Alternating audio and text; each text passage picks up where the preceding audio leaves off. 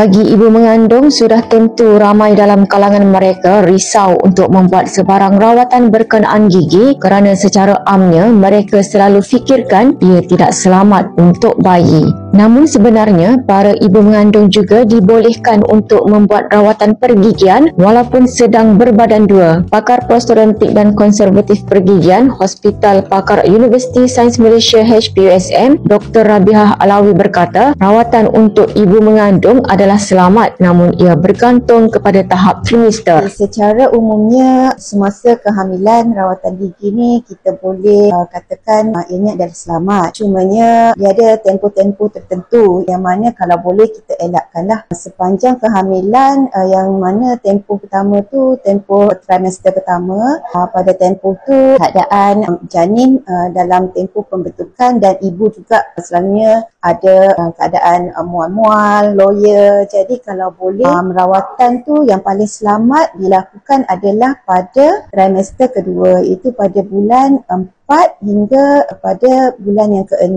lah.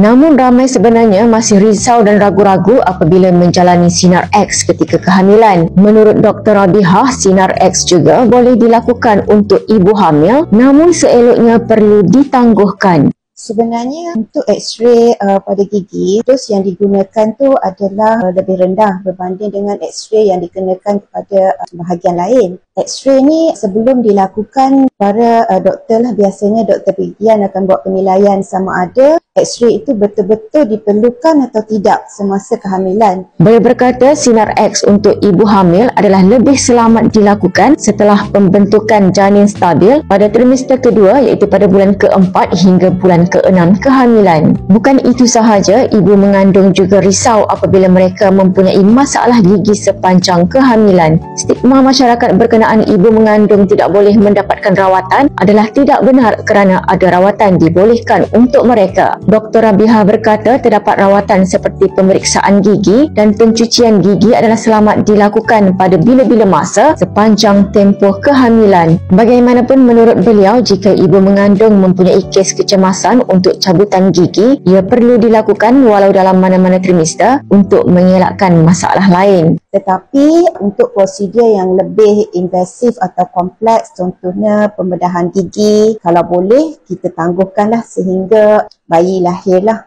lebih selamat.